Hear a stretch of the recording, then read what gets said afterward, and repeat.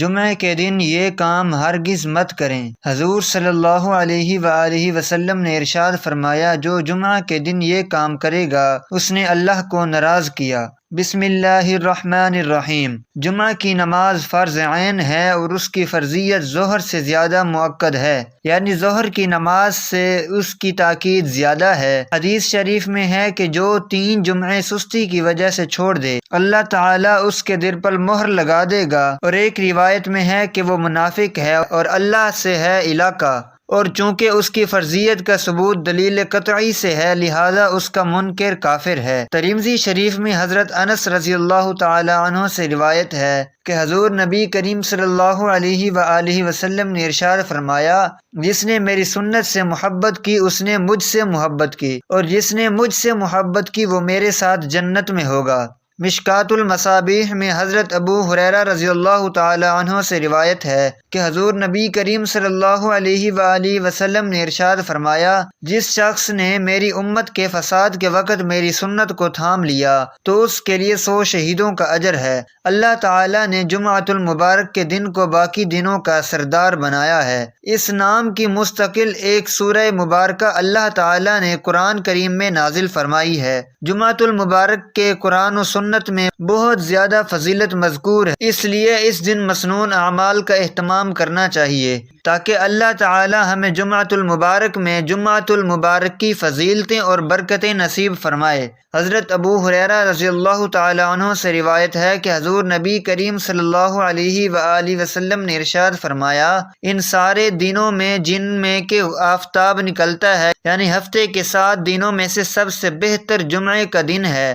جمعے ہی کے دن وہ جنت سے اس دنیا میں بھیجے گئے اور قیامت بھی جمعہ ہی کے دن قائم ہوگی۔ حضرت طارق بن شعاب رضی اللہ تعالی عنہ سے روایت ہے کہ حضور نبی کریم صلی اللہ علیہ وآلہ وسلم نے ارشاد فرمایا، جمعہ کی نماز جماعت کے ساتھ ادا کرنا ہر مسلمان پر لازم اور واجب ہے۔ اس وجوب سے 5 قسم کے آدمی مستثنیٰ ہیں۔ نمبر 1 غلام، نمبر 2 عورت، نمبر 3 نابالغ لڑکا، نمبر 4 ان نبات بیار، نمبر 5 مسافر۔ اسی طرح حضرت ابو جعد زمری رضی اللہ تعالی عنہ سے روایت ہے کہ حضور نبی کریم صلی اللہ علیہ وآلہ وسلم نے ارشاد فرمایا، جو آدمی بلا عذر 3 جمعے تساہل یعنی سستی اور سہل انگاری کی وجہ سے چھوڑ دے گا، اللہ تعالیٰ اس کے دل پر مہر لگا دے گا، یعنی پھر وہ شخص نیک عمل کی توفیق سے محروم ہی رہے گا۔ حضرت سلمان فارسی رضی اللہ تعالی عنہ سے روایت ہے کہ حضور نبی کریم صلی اللہ علیہ وآلہ وسلم نے ارشاد فرمایا کہ جو آدمی جمعہ کے دن غسل کرے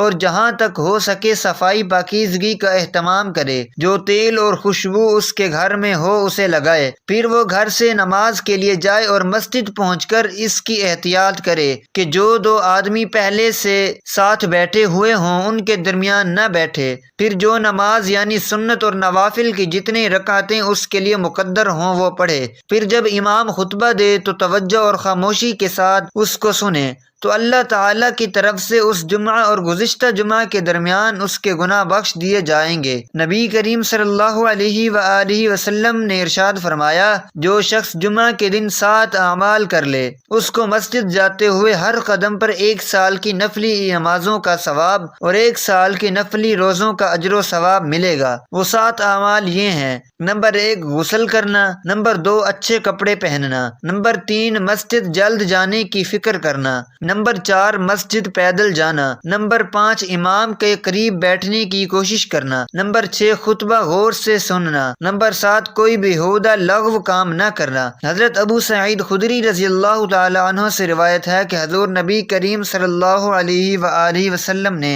ارشاد فرمایا، جو شخص جمعہ کے دن سورہ کہف پڑھے اس کے لیے 2 جمعوں کے درمیان نور روشن ہو جائے گا۔ امیر المؤمنین حضرت سیدنا علی بن ابی طالب رضی اللہ تعالی عنہ سے روایت ہے کہ حضور نبی کریم صلی اللہ علیہ وآلہ وسلم نے ارشاد فرمایا، جس شخص نے جمعے والے دن سورۃ الکہف کی تلاوت کی تو وہ آئندہ جمعہ تک ہر طرح کے فتنے سے بچایا جاتا ہے، یہاں تک کہ اگر دجال بھی نکل آئے تو اس سے بھی محفوظ رہے گا۔ اسی طرح حدیث مبارکہ میں آتا ہے کہ جس شخص نے سورہ کہف کی پہلی 10 آیتیں حفظ کر لیں اور پابندی سے پڑھتا رہا وہ دجال کے فتنے سے بچا دیا جائے گا۔ اسی طرح آخری 10 آیتوں کے متعلق بھی روایت آتی ہے، اور اسی طرح ایک روایت میں یہ بھی آتا ہے کہ جو شخص سورہ کہف کی پہلی 3 آیتیں پڑھتا رہے گا وہ بھی دجال کے فتنے سے محفوظ رہے گا۔ حضور نبی کریم صلی اللہ علیہ وآلہ وسلم نے ارشاد فرمایا، جس نے مجھ پر صبح اور شام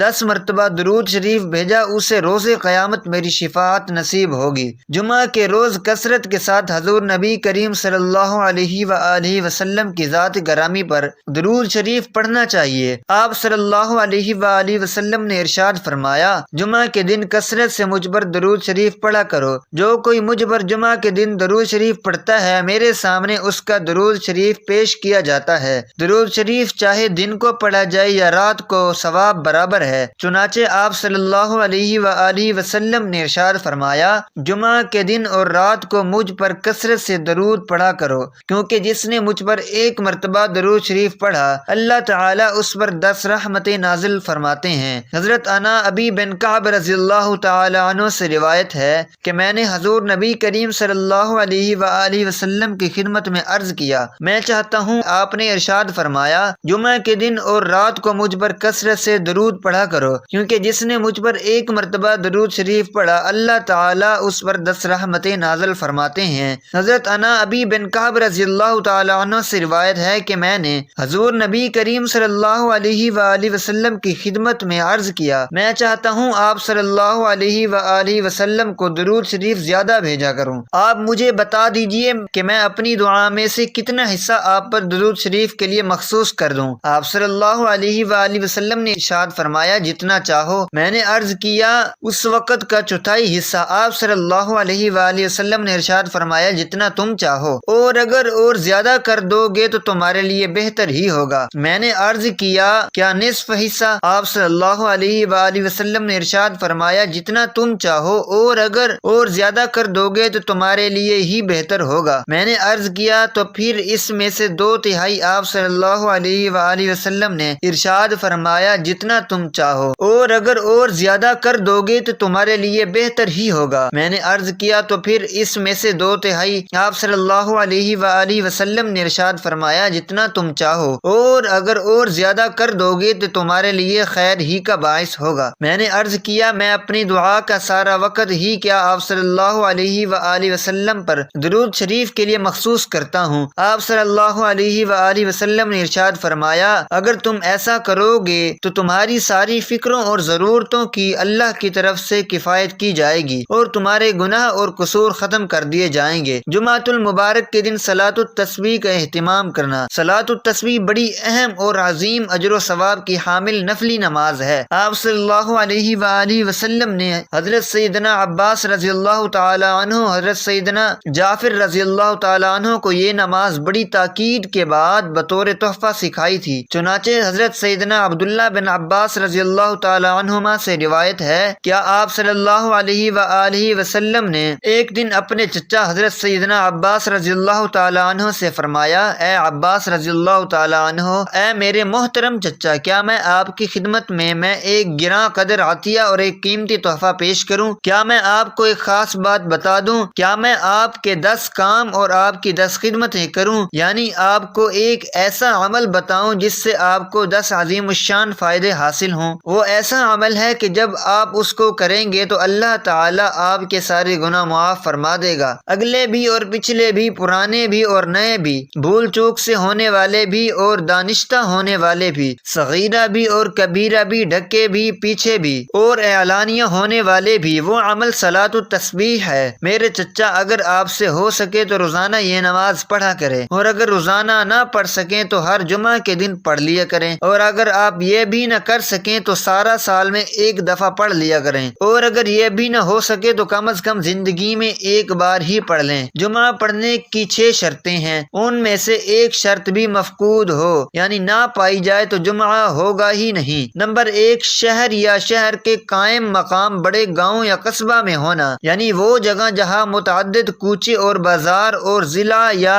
پرگنہ ہو اور وہاں کوئی حاکم ہو کہ مظلوم کا انصاف ظالم سے لے سکے۔ یوں ہی شہر کے آس پاس جو جگہ شہر کی مصلحتوں کے لیے ہو، جیسے فنائے مصر، جسے فنائے مصر کہتے ہیں، جیسے قبرستان، فوج کے رہنے کی جگہ، کچہریاں، اسٹیشن وہاں بھی جمعہ جائز ہے، اور چھوٹے گاؤں میں جمعہ جائز نہیں۔ تو جو لوگ شہر کے قریب گاؤں میں رہتے ہیں انہیں چاہیے کہ شہر میں آ کر جمعہ پڑھیں۔ نمبر 2، سلطان اسلام یا اس کا نائب جس نے جمعہ قائم کرنے کا حکم دیا، اور جہاں اسلامی سلطنت نہ ہو وہاں جو سب سے بڑا فقیہ سنی صحیح العقیدہ ہو، احکام شرعیہ جاری کرنے میں سلطان اسلام کا قائم مقام ہوتا ہے، لہذا وہی جمعہ قائم کرے، اور یہ بھی نہ ہو تو عام لوگ جس کو امام بنائے وہ جمعہ قائم کرے۔ عالم کے ہوتے ہوئے عوام بطور خود کسی کو امام نہیں بنا سکتی، نہ یہ ہو سکتا ہے کہ 2-4 شخص کسی کو امام مقرر کر لیں، ایسا جمعہ کہیں ثابت نہیں۔ نمبر 3، وقت ظہر،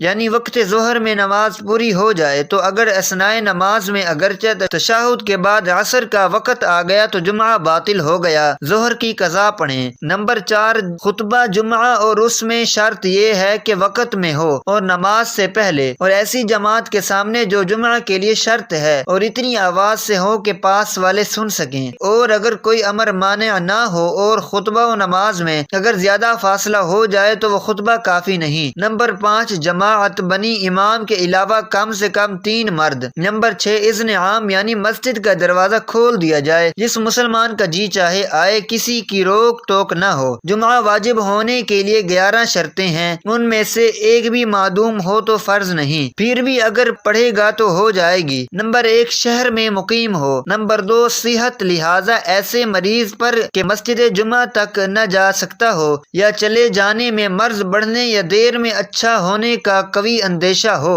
جمعہ فرض نہیں۔ نمبر 3، آزاد ہونا۔ نمبر 4، مرد ہونا۔ نمبر 5، بالغ ہونا۔ نمبر 6، عاقل ہونا، اور یہ دونوں شرطیں خاص جمعہ کے لیے نہیں بلکہ ہر عبادت کے وجوب میں عقل و بلوغ شرط ہے۔ نمبر 7، ٹھکیارہ ہونا، لہذا نابینا پر جمعہ فرض نہیں۔ ہاں، جو اندھا مسجد میں اذان کے وقت باوضو ہو اس پر جمعہ فرض ہے۔ یوں ہی جو نابینا بلا تکلیف بغیر کسی کی مدد کے بازاروں راستوں میں چلتے پھرتے ہیں ان پر بھی جمعہ نماز فرض ہے۔ نمبر 8، چلنے پر قادر ہونا، لہذا اپاہج پر جمعہ فرض نہیں۔ نمبر 9، قید میں نہ ہونا۔ نمبر 10، بادشاہ یا چور وغیرہ کسی ظالم کا خوف نہ ہونا۔ نمبر 11، می یا آندھی یا اولے یا سردی کا نہ ہونا، یعنی اس قدر کہ ان سے اسے نقصان کا خوف صحیح ہو۔ اللہ تعالی ہم سب کو ان باتوں پر عمل کرنے اور اپنی زندگی سنوارنے کی توفیق عطا فرمائے، آمین ثم آمین۔ ناظرین، کمنٹ باکس میں اللہ تعالی کے 99 ناموں میں سے ایک نام ضرور ٹائپ کریں۔